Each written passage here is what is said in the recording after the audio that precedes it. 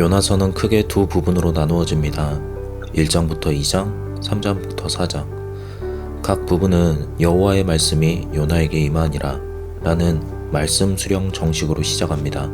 사실 요나서에는 하나님의 신탁이 단 한 줄 나오며 주로 하나님과 예언자의 이야기로 구성되어 있습니다. 그럼에도 요나서는 우리에게 스스로를 예언서로, 즉 오경에 대한 하나의 해석으로 소개합니다. 요나서는 아주 재미있는 이야기로 된 예언서입니다. 하나님의 말씀이 예언자 요나에게 임해 니느웨로 가서 하나님의 말씀을 전하게 하십니다.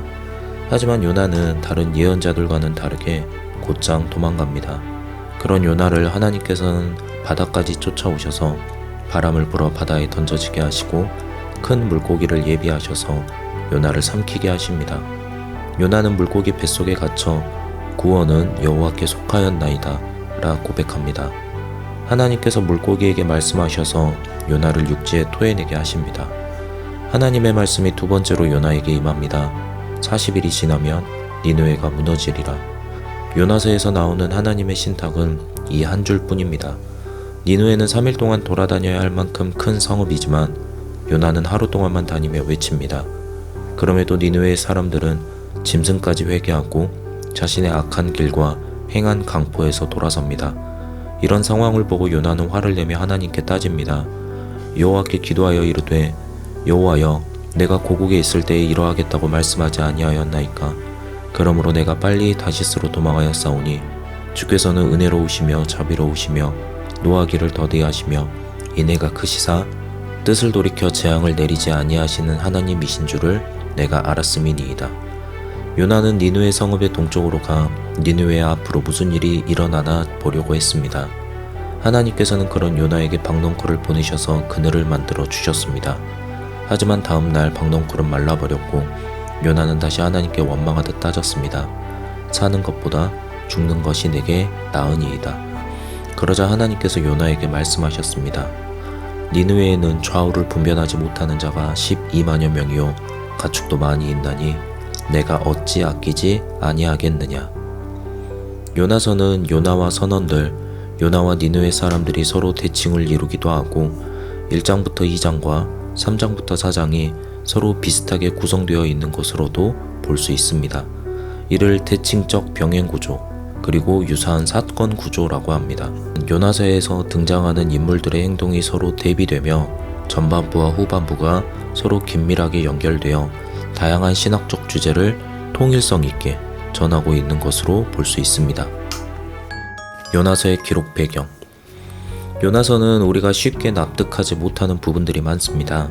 예언자 요나가 하나님께 말씀을 받았음에도 멀리 도망가는 것이나 3일 동안 돌아다녀야 할 만큼 큰 성읍 니느웨를 하루만 돌아다닌 것이나 니느웨 사람들이 회개하는 것으로 하나님께 분내는 것 등입니다. 이런 것들은 이스라엘과 니느웨의 관계를 살펴보면 어느 정도 이해할 수 있습니다. 니느웨는 고대 아시리아 제국의 수도였습니다. 아시리아는 기원전 9세기부터 6세기까지 고대 근동 지역을 폭넓게 지배하던 강대국이었습니다.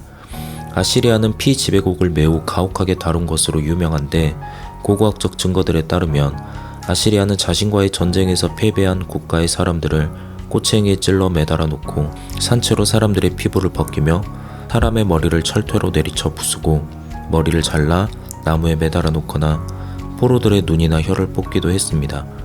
나훔서 3장 1절부터 3절에도 아시리아의 잔인함에 대해 말합니다. 기원전 722년 아시리아는 북이스라엘을 침략해 멸망시키고 많은 사람들을 포로로 끌고 갑니다. 북이스라엘이 아시리아에 갖고 있는 감정의 골은 마치 우리나라가 일본에 갖고 있는 감정의 골만큼이나 깊고 무거운 것이었습니다. 요나 예언자는 북이스라엘의 예언자로서 이런 아시리아의 하나님의 말씀을 전할 수 없었습니다. 왜냐하면 요나는 하나님께서 자비로운 분이심을 알았기 때문입니다. 요나 예언자는 고대 근동 지역을 지배하며 잔인한 사륙을 일삼는 이 아시리아라는 제국이 그 제국의 수도 니느웨 사람들이 자비로운 하나님께 용서받는 것을 원하지 않았습니다. 북이스라엘의 예언자로서 요나는 자신의 민족을 잔인하게 죽이고 후에 자신의 나라를 멸망시킬 이 아시리아 제국의 니느웨 사람들이 용서받는다는 것을 쉽게 납득하기 어려웠을 것입니다. 그렇게 요나는 다시스로 도망갑니다. 이러한 요나의 이야기는 후에 이스라엘 백성이 포로에서 돌아와 새로운 공동체를 재건할 때 다시금 읽혀지고 새롭게 받아들여지게 되었습니다. 우리는 전에 포로에서 돌아온 사람들이 성전을 중심으로 성벽을 경계로 하나님 백성으로서 순수성을 지키며 새로운 공동체를 재건하고자 했음을 살펴보았습니다. 하지만 이런 좋은 의도는 그리 오래가지 못했습니다. 하나님 백성으로서 순수성을 지키고자 했던 노력은 배타적인 민족주의가 되었습니다. 편협한 구원관을 가진 사람들에게 이방인은 그저 저주받아 마땅한 열등한 종족이었습니다. 이런 잘못된 인식을 가진 사람들에게 요나서는 이스라엘의 야훼는 모든 민족의 하나님이심, 하나님은 정의로운 분이시며 자비로운 분이심을 말합니다. 요나서의 메시지, 이스라엘의 야훼는 모든 민족의 하나님이다. 요나서에는 야훼라는 하나님의 이름과 하나님으로 번역하는 엘로힘이라는 말이 번갈아가며 등장합니다. 야훼라는 이름은 하나님께서 모세에게 알려주신 이름으로 이스라엘을 위한 하나님의 특별한 이름입니다. 하나님으로 번역하는 엘로힘은 모든 세상을 지으신 창조주 하나님을 가리키는 표현으로 모든 민족의 하나님, 즉 보편적인 하나님을 가리키는 말입니다. 요나서는 이 두 야훼와 하나님을 번갈아가며 사용하면서 이스라엘의 야훼가 모든 민족의 하나님이심을 말합니다. 즉 하나님께서는 어떤 특별한 민족, 특별한 사람들을 위한 하나님이시기만 한 것이 아니라 모든 민족에게 동일한 하나님이심을 말하는 것입니다. 하나님께서는 어떤 특정 민족에게만 자비를 베푸시고 다른 민족에게는 심판을 내리시는 분이 아닙니다. 모든 피조물의 창조주로서 하나님께서는 자신의 피조물을 아끼시고 소중히 여기시는 분입니다. 재미있는 것은 이 하나님에 대한 바른 이해가 예언자인 요나를 통해서 선포되는 것이 아니라 이방인들인 선원들과 니느웨 왕에 의해 말해진다는 것입니다. 앞서 살펴보았듯 요나서는 이러한 재미있는 요소들을 대칭 구조를 통해 보여줍니다. 이 속에서 요나는 오히려 편협하고 불만 가득한 사람처럼 보입니다. 요나가 하나님에 대해서 부족한 이해를 갖고 있는 것은 아닙니다. 그는 오히려 하나님에 대해 누구보다 잘 알고 있는 사람이었습니다. 그렇기에 그가 하나님의 신탁을 니느웨 사람들에게 전해 그들이 만에 하나라도 회개하게 되면 하나님께서는 자비로우시기 때문에 그들을 용서할 것을 알았습니다. 그가 하나님께 신탁을 받은 다음 다시스로 도망가는 이유도 이것 때문이었습니다.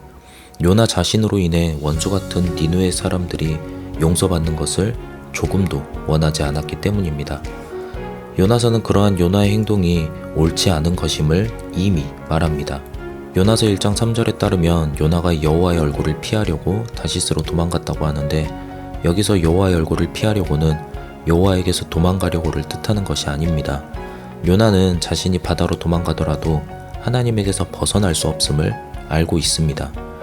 여호와의 얼굴을 피하려고 라는 표현은 시편에 따르면 하나님께서는 자신의 얼굴을 악을 행하는 자들을 향해 그들을 끊는다고 말합니다. 즉 요나서는 요나가 하나님의 신탁을 받고 나서 그 신탁으로 인해 니느웨 사람들이 회개할 것을 싫어해 악한 행동을 하고 있음을 말하는 것입니다.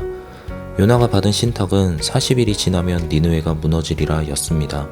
아마도 요나의 생각에는 그가 당시 세상의 끝으로 알려진 아주 먼 다시스로 도망가면 갔다가 돌아오는 데만도 40일이 훨씬 넘게 걸리기에 이렇게 행동하는 것으로 보입니다.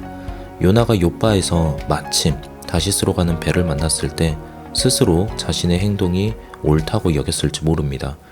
이내 곧 큰 바람을 만나 배가 깨지게 되었을 때 요나는 자신의 행동이 잘못되었음을 깨달았을 것입니다. 하지만 그는 하나님께 기도하거나 자신의 행동을 돌이키지 않고 오히려 자기를 바다에 던지라고 합니다. 왜냐하면 그는 자신이 죽을지언정 저 원수 같은 니느웨 사람들에게 하나님의 신탁을 전할 수 없었기 때문입니다. 하지만 그런 요나를 하나님께서는 큰 물고기를 예비하셔서 구원하십니다. 요나는 자신의 잘못을 깨닫고 물고기 뱃속에서 하나님께 고백합니다. 구원은 여호와께 속하였나이다. 요나는 구원이 하나님의 주권과 그분의 의지에 달려 있음을 알았습니다. 그가 니느웨에 가서 불성실한 모습으로 남아 하나님의 신탁을 전했을 때 니느웨 사람들은 곧 회개하고 자신들의 악행을 돌이켰습니다. 요나는 화가 나서 견딜 수가 없었습니다. 요나는 하나님께 따져 물으며 니느웨 사람들의 회개가 얼마나 가는지 지켜보기 위해 그들이 결국 어떻게 되는지 지켜보려고 니느웨 성읍 동쪽으로 가 초막을 짓습니다. 그런 그에게 하나님께서는 박넝쿨을 보내셨습니다. 하나님께서 박넝쿨을 통해 만들어주신 그늘은 요나에게 큰 위로가 되었습니다. 왜냐하면 니느웨 성읍의 회개가 얼마나 가는지 지켜보고자 하는 그를 하나님께서 옳게 여기시는 것 같았기 때문입니다. 마치 욥바에서 다시스로 가는 배를 만났던 것처럼 말입니다. 하지만 박넝쿨은 곧 말라버렸고 요나는 자신의 행동이 옳지 않음을 깨달았습니다. 요나는 매우 화가 났습니다. 요나는 자신이 성내어 죽기까지 할지라도 옳다고 하나님께 말합니다. 하지만 하나님께서는 자신의 피조물을 소중히 아끼시는 자비로운 분임을 말씀하십니다. 이 하나님의 말씀에 요나는 아무런 대답도 하지 못하고 침묵합니다. 요나서는 하나님의 자비와 구원을 자칫 편협하게 이해할 수 있는 위험을 차단하고 폐쇄적이고 배타적인 민족주의를 버릴 것을 가르쳐 줍니다. 하나님은 정의로운 분이시며 또 그보다 더 자비로운 분이십니다. 죄인인 우리를 정의로 대하지 않으시고 예수 그리스도를 통해 자비로 대해 주셨음을 우리는 잘 알고 있습니다. 하나님께서 우리를 자비롭게 대해 주셨듯 우리도 하나님을 닮아 이웃을 자비롭게 대해야 합니다. 진리로 상처 입은 사람을 때리지 않기를, 진리는 상처 입은 사람을 사랑함에 있음을 기억하시기 바랍니다.